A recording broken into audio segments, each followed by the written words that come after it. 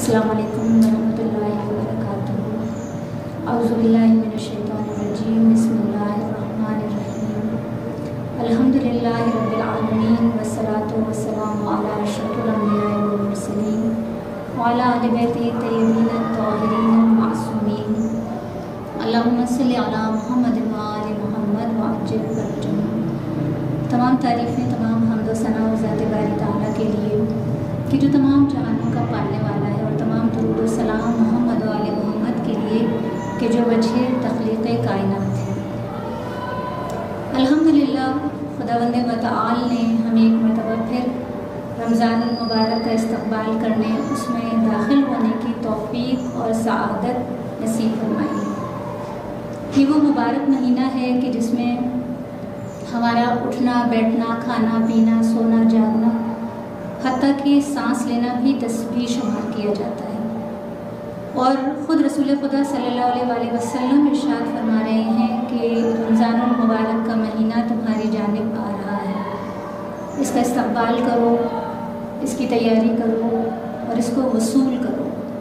اگر تم نے اس کا انتظار نہ کیا، اس کا استقبال نہ کیا، تو یہ تم سے منہ موڑ لے گا۔ رمضان المبارک وہ مہینہ کہ جو خالی ہاتھ نہیں آ رہا، بہت کچھ لے کر آ رہا ہے۔ اور کیا لے کر آ رہا ہے؟ خود رسول خدا صلی اللہ علیہ وآلہ وسلم فرما رہے ہیں کہ بالبرکتی والرحمتی والمغفرہ، کہ اپنے دامن میں بہت ساری برکتیں لے کر آ رہا ہے، رحمتیں لے کر آ رہا ہے اور مغفرت لے کر آ رہا ہے۔ اگر ہمارا کوئی دوست، کوئی رشتہ دار جو کسی دوسرے ملک میں رہتا ہے، وہ اگر ہمیں کال کرے اور ہمیں کہے کہ میں آ رہا ہوں اور تمہارے لیے بہت سارے تحائف لے کر آ رہا ہوں، سوٹ کیسز بھر بھر کے میں گفٹس لے کر آ رہا ہوں، تو ہماری ایکسائٹمنٹ کیا ہوگی؟ ہمیں تو بے چینی سے نیند بھی نہیں آئے گی، ہم انتظار کرتے رہیں گے۔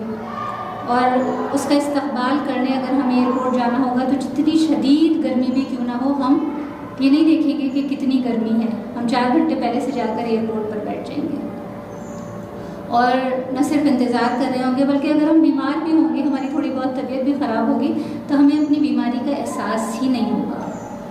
ہم تو بس تیاری میں لگے ہوں گے، گھر سیٹ کر رہے ہوں گے، اس کے لیے بہت اچھے اچھے کھانے تیار کر رہے ہوں گے کہ وہ مہمان ہمارے لیے بہت سارے تحائف لے کر آ رہا ہے۔ لیکن جب یہی بات اللہ کا رسول کہ جو صادق بھی ہے اور امین بھی ہے، جب وہ رسول یہ کہتا ہے کہ یہ رمضان کا مہینہ تمہارے لیے بہت ساری برکتیں لے کر آ رہا ہے، رحمتیں لے کر آ رہا ہے، تو ہم یقین نہیں کرتے، ہم وہ اس طرح ایکسائٹیڈ نہیں ہوتے۔ جبکہ اللہ کے رسول نے کہا کہ ایک نیکی کے بدلے پروردگار عالم 70 نیکیوں کا ثواب ہمارے نامہ اعمال میں درج کرتا ہے، اور ایک آیت کے بدلے پورا قرآن پڑھنے کا ثواب عطا کیا جا رہا ہوتا ہے۔ لیکن ہم اس طرح رمضان المبارک کا استقبال نہیں کرتے، اس طرح اس مہینے میں داخل نہیں ہوتے جس طرح حق ہے، اس لیے کہ ہمیں یقین نہیں ہوتا، ہماری معرفت میں کمی ہوتی ہے۔ ہر سال اس طرح کے پروگرام نشر کیے جاتے ہیں جس میں استقبال ماہ رمضان کے حوالے سے، روزوں کی فضیلت کے حوالے سے، روزوں کے فقہی احکامات کے حوالے سے، حالانکہ ہم سب کچھ جانتے ہیں، مگر کیوں ہر سال اعادہ کیا جاتا ہے، کیوں دہرایا جاتا ہے؟ اس لیے کہ ہم پورا سال جو 11 مہینے ہم مسلسل گناہوں کی وجہ سے ہماری روح گرد آلود ہو جاتی ہے، ہماری قلوب پر غفلت کے پردے پڑ جاتے ہیں، تو ان پروگرامز کے ذریعے تعلیمات قرآنی کو بیان کر کے، اہل بیت کی تعلیمات کو بیان کر کے دراصل اس گرد کو ہٹایا جاتا ہے، اور وہ جو غفلت کے پردے ہمارے قلوب پر پڑ جاتے ہیں، ان پردوں کو ہٹایا جاتا ہے تاکہ ہم پھر سے نیکیوں کے لیے آمادہ ہو جائیں، ہماری روح کو ایک تازگی میسر آ جائے، ہمارا ایمان تازہ ہو جائے۔ آج کی گفتگو کیونکہ استقبال ماہ رمضان کے حوالے سے ہے، تو یہ عرض کروں کہ سب سے بہترین طریقہ کیا ہے رمضان میں داخل ہونے کا، اس کا استقبال کرنے کا؟ سب سے بہترین طریقہ جو ہمیں اہل بیت کی تعلیمات کے ذریعے اور روایات کے ذریعے جو ہم تک پہنچتا ہے، وہ ہے توبہ، یعنی استغفار کے ذریعے ہم اس مہینے میں داخل ہوں۔ استغفار جس کا طریقہ ہمیں رجب سے سکھایا جا رہا ہوتا ہے کہ کس طرح استغفار کرنی ہے. اور سب سے زیادہ جو رجب اور شعبان کے مہینے میں جو اعمال جو ہمیں بتائے گئے ہیں کرنے کے لیے، ان میں سب سے زیادہ جس ذکر کا جس کی ہمیں تاکید کی گئی ہے جو ورد ہے وہ یہی ہے استغفر اللہ و اسألہ التوبہ، کہ ہم مسلسل اس ورد کو اپنی زبان پر رکھیں. اور الحمدللہ ہم سب رجب کے مہینے سے یہ استغفار مسلسل کر رہے ہیں. استغفار کرنے کا مگر یہ مطلب ہرگز نہیں ہے کہ بس ہم زبان سے استغفر اللہ کہتے ہیں. نہیں، ہمیں اپنے گناہوں کو سوچ کر ان کا تصور کر کے ہمیں اس پر نادم ہونا ہے، سچی توبہ کرنی ہے اور گناہوں کو چھوڑنے کا مصمم ارادہ بھی کرنا ہے.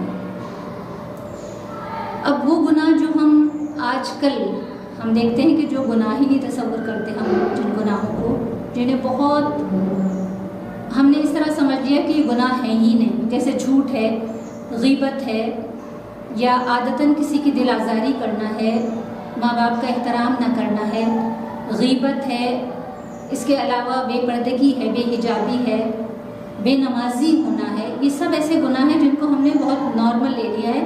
آج کل ہم انہیں گناہ سمجھتے ہی نہیں ہیں.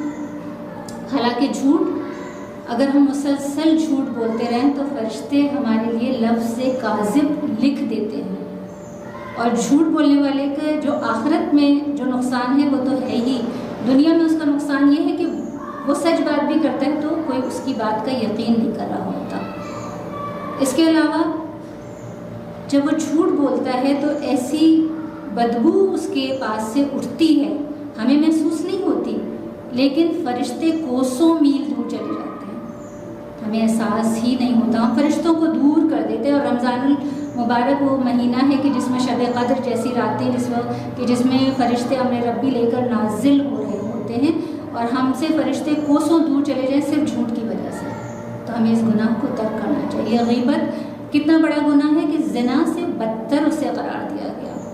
اور ہم کتنے آرام سے روزوں میں ہمارا روزہ ہوتا ہے اور ہم فون کرتے ہیں اور ہم غیبت کر بھی رہے ہوتے ہیں، غیبت سن بھی رہے ہوتے ہیں اور ہمیں احساس ہی نہیں ہوتا. جبکہ کہا جا رہا ہے کہ غیبت میں ہم مردار بھائی کا گوشت کھا رہے ہوتے ہیں. اور رمضان کا مہینہ وہ مہینہ ہے کہ جس میں ہم حلال چیزوں کو بھی اللہ کے حکم سے اپنے اوپر حرام کر لیتے ہیں. ہم جس وقت روزے سے ہوتے ہیں تو ہم حلال چیزیں بھی نہیں کھا رہے ہوتے، نہ کہ ہم مردار بھائی کا گوشت کھائیں. تو غیبت جیسا گناہ اسے ہمیں یقیناً رمضان المبارک میں اس کو ترک کرنا چاہیے، بلکہ پریکٹس اس طرح کرنی چاہیے کہ ہم بعد میں پھر پورے سال اس گناہ سے بچتے رہیں. اس کے علاوہ جو عادتاً کسی کی دل آزاری کرتے ہیں وہ یہ نہیں سوچتے کہ ہم کسی کو اپنے لہجے سے تکلیف پہنچا دیتے ہیں، کبھی ہم اونچی آواز سے تکلیف پہنچاتے ہیں، کبھی ہمارا رویہ ایسا ہوتا ہے کہ وہ بہت ظالمانہ ہوتا ہے. تو یہ بہت بڑا گناہ ہے، اس لیے کہ اللہ کی مخلوق سے اگر ہم پیار کرتے ہیں تو اللہ ہم سے پیار کرتا ہے. تو اس مبارک مہینے میں یقیناً ہمیں اپنے آپ کو اس گناہ سے بھی بچانے کی کوشش کرنی چاہیے. ماں باپ کا احترام واجب ہے، لیکن یہاں یہ بھی کہتی چلوں کہ ہم اپنے بچوں سے تو چاہتے ہیں کہ وہ ہمارا احترام کریں، لیکن ہم خود اپنے ماں باپ کا احترام نہیں کرتے، ہم اس طرح احترام نہیں کرتے. اور بچے وہی سیکھتے ہیں جو ماں باپ کرتے ہیں. بچے وہ نہیں سیکھتے کہ جو ماں باپ انہیں کہہ رہے ہوتے ہیں، بلکہ وہ وہی کچھ سیکھ رہے ہوتے ہیں جو اپنے ماں باپ کو کرتا ہوا دیکھ رہے ہوتے ہیں. تو یقیناً اس رمضان المبارک کے مہینے میں ہمیں اس کی بھی پریکٹس کرنی چاہیے. اور پھر بے حجابی، بے پردگی، اسے تو ہم آج کے معاشرے میں سمجھتے ہی نہیں کہ ہم پر حجاب فرض کیا گیا ہے، ہم پر واجب ہے پردہ کرنا.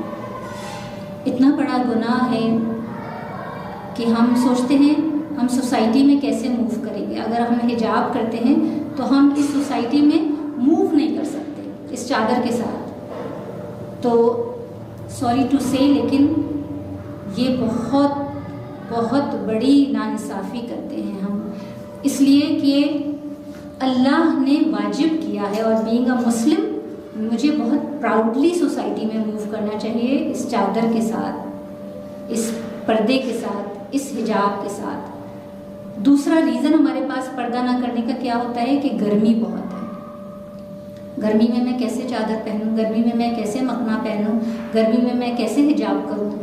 تو یقیناً گرمی ہے، لیکن اس گرمی کو جو ہم برداشت کرتے ہیں نا، تو آیت اللہ بہادینی فرماتے ہیں کہ اگر باحجاب عورتیں مجھ سے تقاضا کرتی تو میں انہیں دکھاتا کہ ان کی چادر کے اندر بہنے والا پسینے کا ہر قطرہ سورج کے جیسا ہے.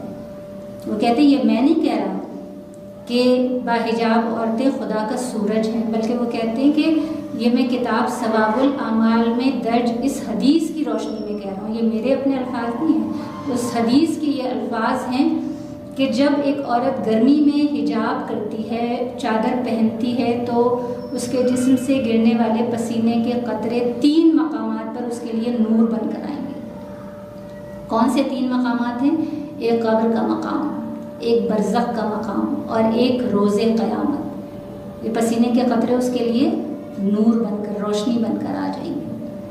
اور پھر کہتے ہیں کہ اگر بے حجاب عورتیں بھی مجھ سے تقاضا کرتی تو میں انہیں دکھاتا کہ جو نامحرموں کو وہ اپنے بال دکھاتی ہیں یہ آگ ہے، اور وہ کسی خوبصورتی کا بناؤ سنگھار کر کے نہیں گھوم رہی، بلکہ آگ کا بناؤ سنگھار کر کے گھوم رہی ہیں. اللہ اکبر.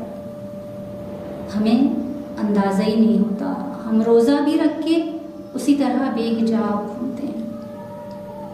اور حجاب کے حوالے سے میں یہ بات بارہا ممبر سے بیان کرتی ہوں، اور مجھے بڑی اچھی لگتی ہے کہ فرشتوں کے لیے، کہ جو سب جانتے ہیں کہ فرشتے اللہ کی وہ مخلوق ہیں کہ جو جس طرح پروردگار عالم نے ان کی جو ڈیوٹی لگائی ہے بس وہ وہی انجام دیتے ہیں، وہ اپنی مرضی سے کچھ نہیں کرتے.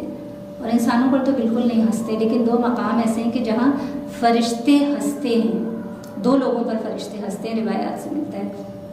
ایک وہ انسان جس پر فرشتے ہنستے ہیں کہ جو انسان اگر اللہ نے اس کو یہ نعمت دی ہے کہ اس نے پلاٹ خریدا ہے، کوئی زمین خریدی ہے، اور فرض کیجئے کہ وہ 500 گز کی زمین ہے.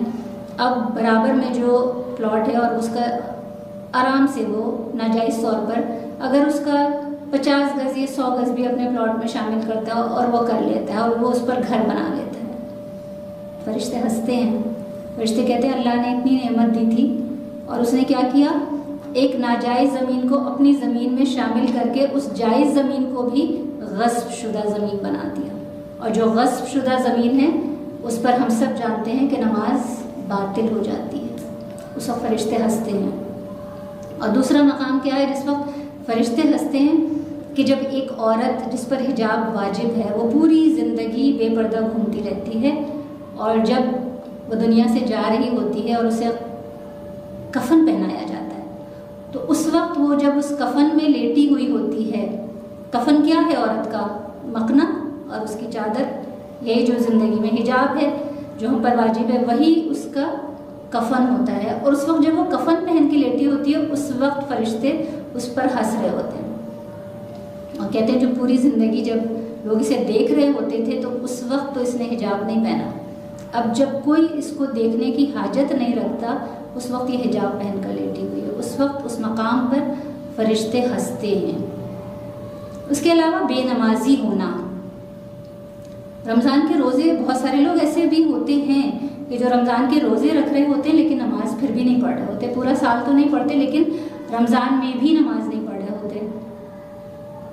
اللہ کو ایسی بھوک اور پیاس کی کوئی احتیاج نہیں ہے ہم سے. اللہ ہمیں بھوکا پیاسا نہیں دیکھنا چاہتا بلکہ ہمارے نفس کی تربیت چاہتا ہے تاکہ ہم ان گناہوں سے توبہ کر کے ایک نئی زندگی شروع کر سکیں اور پھر 1 مہینہ اپنے نفس کی اس طرح تربیت کریں تاکہ سال کے باقی 11 مہینوں میں بھی ہم اس کے عادی ہو جائیں. تو یقیناً جب ہم ایسا کرنے لگتے ہیں تو شیطان جو ہم سچی توبہ کر کے رمضان المبارک میں داخل ہونا چاہتے ہیں یا گناہوں کو چھوڑ کے داخل ہونے لگتے ہیں تو 2 قسم کے وسوسے شیطان ہمارے دماغ میں ڈالتا ہے. ایک وسوسہ شیطان کیا ڈالتا ہے کہ پہلی بات تو یہ ہے کہ میں کیسے اتنے سارے گناہ جن کا میں عادی ہوں میں کیسے چھوڑوں، یہ تو ممکن ہی نہیں ہے کہ میں گناہوں کو بالکل ترک کر دوں اور میں ایک بالکل نئی انسان بن جاؤں، یہ کیسے ممکن ہے. تو اس اس وقت یہ شیطان وسوسہ ڈالتا ہے، جبکہ حقیقت اس کے بالکل برعکس ہے۔ ہم یہ کر سکتے ہیں، اور اس کا طریقہ کیا ہے؟ صرف اور صرف یہ طریقہ ہے کہ ہم اپنی نیت کو خالص کر لیں، ہم خلوص نیت کے ساتھ قدم اٹھا لیں، ہم خلوص نیت کے ساتھ ارادہ کر لیں۔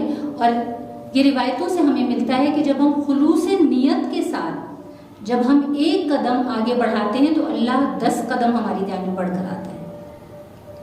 اور یہ جملہ تو میں بار بار ممبر سے بھی دہراتی ہوں، بار بار آپ کے سامنے اس کو دہراتی ہوں، اور جو میری زندگی کا حاصل ہے کہ بس ہماری جانب سے صرف خلوص پروردگار عالم کی بارگاہ میں جاتا ہے، اور پھر توفیق اس کی بارگاہ سے آنا شروع ہو جاتی ہے، اور اس طرح توفیقات کی بارش ہوتی ہے جب ہم خلوص نیت کے ساتھ قدم اٹھاتے ہیں کہ جس کا ہم تصور اور گمان بھی نہیں کر سکتے۔ تو ایک وسوسہ تو شیطان یہ ڈالتا ہے۔ دوسرا وسوسہ شیطان ہمارے دماغوں میں کیا ڈالتا ہے کہ پتہ نہیں میری توبہ قبول ہوگی بھی یا نہیں ہوگی، میں توبہ کر تو رہی ہوں مگر میرے گناہ تو اتنے زیادہ ہیں کہ پتہ نہیں میں بخشی جاؤں گی یا نہیں بخشی جاؤں گی۔ تو یہ شیطانی وسوسہ ہے۔ اللہ کہتا ہے کہ اے بندو میری رحمت سے کبھی مایوس نہ ہونا، اور حدیث قدسی کے الفاظ ہیں سبقت رحمتی علی غضبی، کہ میری رحمت میرے غضب پر حاوی ہے۔ پروردگار عالم کی صفات میں سے ایک صفت ہے کہ وہ رحمان ہے اور رحیم ہے، لیکن وہ جبار بھی ہے، وہ قہار بھی ہے، وہ اس کی صفت ہی ہے منتقم یعنی بدلہ لینے والا، وہ شدید العقاب بھی ہے۔ لیکن جباریت اور قہاریت جو بھی اس کے غضب کی صفات ہیں، وہ پروردگار عالم کہہ رہے ہیں کہ میری رحیمیت اس صفت پر حاوی ہے۔ میں اپنے بندوں سے اتنا پیار کرتا ہوں۔ ایک ماں اپنے بچے سے کتنا پیار کرتی ہے۔ اگر بچے کا روزہ ہو، اس کی روزے کشائی ہوتی ہے اور بچے کا روزہ ہوتا ہے تو ماں سارا دن اس بچے کا چہرہ دیکھتی رہتی ہے، میرا بچہ بھوکا ہے، میرا بچہ پیاسا ہے، میرے بچے کو گرمی لگ رہی ہوگی۔ جب افطار کا ٹائم ہوگا تو اس سے پہلے ماں کتنی چیزیں اس کا بس نہیں چل رہا ہوتا کہ وہ اپنے بچے کے لیے کیا کیا نعمتیں تیار کر لے۔ تو وہ رب تو 70 ماہوں سے زیادہ کرتا ہے۔ جب بندہ روزے کی حالت میں ہوتا ہے، اپنے رب کی اطاعت کے لیے حلال چیزوں کو بھی اپنے اوپر حرام کر لیتا ہے، گرمی کی شدت کو برداشت کرتا ہے، گناہوں کو ترک کرتا ہے اور ایک نئی زندگی شروع کرتا ہے اس ماہ مبارک میں، تو پروردگار عالم کو کتنا پیار آتا ہوگا۔ اس کا بس نہیں چلتا ہوگا کہ وہ اپنے بندے کو کون سی نعمت ہے جو اس کے مانگے بغیر عطا کر دے۔ تو یہ وسوسے شیطانی ہیں جن سے ہمیں سمجھنا چاہیے کہ یقیناً ہم یہ کر سکتے ہیں، لیکن شیطان ہمیں روکتا ہے، کیونکہ بہرحال وہ کھلا دشمن ہے، اور قرآن خود کہہ رہا ہے کہ ان الشیطان لکم عدو مبین، کہ شیطان تمہارا کھلا دشمن ہے۔ بعض دفعہ ایسا ہوتا ہے کہ ہم یہ شروع بھی کر لیتے ہیں، ہم توبہ بھی کر لیتے ہیں، ہم گناہوں کو ترک بھی کر دیتے ہیں، لیکن اس کے باوجود ہم کیا دیکھتے ہیں کہ بہت ساری خواتین حجاب شروع کرتی ہیں اور بڑی پابندی سے کرنے لگتی ہیں، اس کے بعد کچھ عرصہ گزرتا ہے یا رمضان ختم ہوتا ہے، اس کے بعد پھر ان کا حجاب ختم ہو جاتا ہے اس کے ساتھ ہی۔ تو استقامت، شیطان جو چیز چھینتا ہے نا، بے نمازیوں سے جو نماز کی عادت چھین لیتا ہے، لوگ نماز پڑھنا شروع کرتے ہیں، نماز شب کے بھی پابند ہو جاتے ہیں، جبکہ نماز نہ پڑھنا ایسا گناہ ہے جس کی معافی ہے ہی نہیں۔ صرف 2 حالتیں ہیں کہ جس میں نماز کی معافی ملتی ہے، ایک تو وہ حالت کہ جب انسان خدا نخواستہ اپنے ہوش و حواس میں نہ ہو، یا پاگل ہو یا بے ہوش ہو، بس 2 صورتیں ہیں کہ جس میں نماز کی معافی ہے، اس کے علاوہ کسی صورت بھی نماز کی معافی نہیں ہے۔ لیکن ہم دیکھتے ہیں کہ بہت سارے لوگ نماز شروع کرتے ہیں اور اس کے بعد پھر نماز ترک ہو جاتی ہے، حجاب شروع کرتے ہیں، اس کے بعد تھوڑے عرصے کے بعد حجاب ختم ہو جاتا ہے، کیونکہ مستقل مزاجی نہیں ہوتی، استقامت نہیں ہوتی۔ استقامت کے لیے بہت سارے اذکار ہیں، بہت سارے اعمال ہیں جو بتائے گئے ہیں روایات میں، مفاتیح بھی موجود ہیں۔ چھوٹا سا عمل میں ہمیشہ چھوٹے اعمال بتاتی ہوں کہ جو آسانی سے ہم کر سکیں۔ استغفر اللہ الذی لا الہ الا هو الحی القیوم ذو الجلال والاکرام واتوب الیہ۔ بس یہ استغفار اگر اس نیت کے ساتھ کہ پروردگار عالم مجھے ثابت قدمی عطا کر دے، اگر ہم یہ استغفار اس کو کثرت سے اپنا معمول بنا لیں تو پروردگار عالم ہمیں استقامت عطا کر دیتا ہے، ثابت قدمی عطا کر دیتا ہے۔ اور اس کے علاوہ دعائے غریق، یا اللہ ہو، یا رحمان ہو، یا رحیم ہو، یا مقلب القلوب ثبت قلبی علی دینک۔ بس یہ تو ویسے ہی ہمیں غیبت کبریٰ میں ہمیں ویسے ہی اپنے ورد میں رکھنا چاہیے کہ ہم اس وقت ایک ایسے پرآشوب دور سے گزر رہے ہیں کہ جس میں ایمان کی حفاظت سب سے مشکل کام ہے۔ اتنا مشکل کام ہے کہ جیسے جلتا ہوا انگارہ اپنے ہاتھ پہ رکھ کر کھڑے رہنا۔ تو اس کا تو ویسے ہی ہمیں ورد کرنا چاہیے، اور جب ہم اس نیت کے ساتھ کریں گے کہ پروردگار ہمیں ثابت قدمی عطا فرمائے، تو پھر اللہ تعالیٰ یقیناً استقامت عطا فرماتا ہے، ثابت قدمی ہمیں عطا فرماتا ہے۔ تو اس وقت کیونکہ استقبال ماہ رمضان کے حوالے سے میں گفتگو کر رہی ہوں اور ہمیں ان چیزوں سے بچنے کی ضرورت ہے، تو ہمیں یہ بھی دیکھنا ہوگا کہ مقصد کیا ہے، ان روزوں کا مقصد کیا ہے جو پروردگار عالم نے ہم پر فرض کیے ہیں۔ تو روزوں کا اصل مقصد جب ہم قرآن کی روشنی میں دیکھتے ہیں تو یہی ہمیں نظر آتا ہے کہ یا ایھا الذین آمنوا کتب علیکم الصیام، کہ اے ایمان والوں تم پر روزے فرض کیے گئے۔ اب فرض صرف ہم پہ نہیں کیے گئے، ہم سے پہلے کی امتوں پر بھی فرض کیے گئے تھے، لیکن کیوں فرض کیے گئے؟ قرآن ہی جواب دے رہا ہے، لعلکم تتقون، تاکہ تم متقی بن جاؤ، پرہیزگار بن جاؤ، گناہوں سے اپنے آپ کو بچا لو۔ اب تقویٰ مین اصل مقصد ہے روزوں کا کہ ہم تقویٰ اختیار کر لیں، تقویٰ اس طرح اختیار کر لیں کہ ہمارا لباس تقویٰ نظر آئے۔ اب ہم چاہے کسی بھی پروفیشن سے تعلق رکھتے ہوں، چاہے ڈاکٹر ہوں، انجینئر ہوں، ہم ٹیچر ہوں، بینکر ہوں، فوجی ہوں، سویلین ہوں، ہاؤس وائف ہوں، کوئی بھی ہم ہوں، لیکن جب کوئی دیکھے ایک ڈاکٹر کو تو وہ اسے متقی ڈاکٹر نظر آئے، جب کوئی کسی انجینئر کو دیکھے تو وہ اسے متقی انجینئر نظر آئے، یعنی ہر ایک کا لباس تقویٰ ہو، اور اس طرح ہو جائے کہ پورا معاشرہ اس سے خوبصورت ہوتا چلا جائے۔ تو اصل تقویٰ ہے جو ہمارا اللہ تعالیٰ کا جو مقصد ہے، جو ہم سے چاہتا ہے کہ ہم متقی اور پرہیزگار بن جائیں۔ اور اسی سلسلے میں رسول اللہ صلی اللہ علیہ وسلم نے جو خطبہ ارشاد فرمایا تھا، جو خطبہ شعبانیہ کے نام سے مشہور و معروف ہے، اس خطبے میں بھی جب رسول اللہ صلی اللہ علیہ وسلم ذکر کر رہے ہیں رمضان المبارک کی فضیلتوں کے حوالے سے، تو اس وقت مولا کائنات امیر المومنین علی بن ابی طالب علیہ السلام نے کھڑے ہو کر رسول اللہ صلی اللہ علیہ وسلم سے سوال کیا کہ یا رسول اللہ ما افضل الاعمال فی ھذا الشہر، کہ اس مہینے میں سب سے بہترین عمل کون سا ہے، یعنی کون سا عمل ایسا ہو جو ہم اس مہینے میں انجام دیں جو سب سے اچھا ہو، بہت زیادہ نمازیں پڑھیں، طولانی سجدے کریں، بہت زیادہ درود کی کثرت کریں، استغفار کی کثرت کریں، کیا عمل انجام دیں؟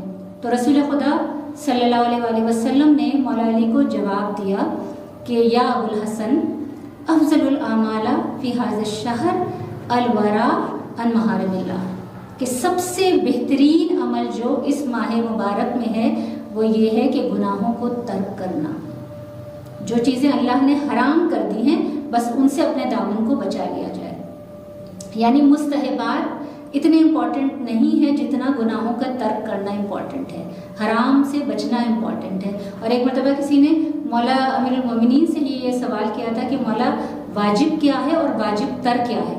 تو مولا نے جواب دیا تھا کہ واجب اطاعت الہی ہے اور واجب تر حرام سے بچنا ہے، یعنی واجب تر گناہوں کو ترک کرنا ہے۔ تو گناہوں کو ترک کرنا پہلی منزل ہے اور اطاعت الہی دوسری منزل ہے۔ جب ہم حرام سے خود کو بچانے لگتے ہیں تو اطاعت الہی کی توفیق ہمیں خود بخود حاصل ہونے لگتی ہے۔ تو بس وہ مبارک مہینہ ہمارے سامنے ہے جس میں ہم داخل ہو رہے ہیں۔ یقیناً شیطان ہمارا کھلا دشمن ہے، لیکن ہماری خوش نصیبی ہے کہ جہاں اور برکتیں اور رحمتیں پروردگار عالم کی اس مہینے میں ہمیں نصیب ہوتی ہیں، وہاں ایک بینیفٹ یہ بھی ہے کہ پروردگار عالم اس مہینے میں شیاطین کو قید کر دیتا ہے، جکڑ دیتا ہے، زنجیروں میں باندھ دیتا ہے۔ تو اب ہمارے پاس یہ بہانہ بھی نہیں ہے کہ ہم تو کرنا چاہتے تھے، شیطان نے ہمیں بہکا دیا۔ ہم جب کسی میدان میں اترنے لگتے ہیں نا، کھیلنے کا میدان ہو یا جنگ کا میدان ہو، انسان جب وہاں اترتا ہے تو وہ اللہ سے دعا یہ کرتا ہے کہ جو میرے مد مقابل ہے اس کو کمزور کر دے اور مجھے طاقت عطا کر دے۔ یہاں تو پروردگار عالم فری ہینڈ دے رہا ہے، جو مد مقابل ہے وہ میدان میں ہے ہی نہیں، بس میدان میں اترو اور جیت جاؤ۔ تو جب اتنی بڑی اپارچونٹی ہو، اتنی زبردست ڈیل ہو، اتنے زبردست پیکیجز ہوں اور پھر بھی ہم محروم رہ جائیں، تو پھر اسے میں بد نصیبی کے سوا اور کچھ بھی نہیں کہہ سکتی۔ تو بس دعا گو ہوں پروردگار عالم کی بارگاہ میں کہ اس مبارک مہینے میں ہم استغفار کرتے ہوئے داخل ہوں، اپنے گناہوں سے سچی توبہ کر کے ہم اس مہینے کا استقبال کریں، رمضان المبارک کے روزے رکھیں، پروردگار عالم ہماری توفیقات میں اضافہ فرمائے، ہمیں سچی توبہ کرنے کی توفیق عطا فرمائے، گناہوں کو چھوڑنے کا مصمم ارادہ کرنے کی توفیق عطا فرمائے، اس پر عمل کرنے کی توفیق عطا فرمائے، اور ہمیں امام عصر کے ناصرین میں شامل فرمائے اور امام زمانہ علیہ السلام کے ظہور میں تاجیل فرمائے۔ ربنا تقبل منا انک انت السمیع العلیم، اللہم صلی علی محمد و آل محمد وعجل فرجہ۔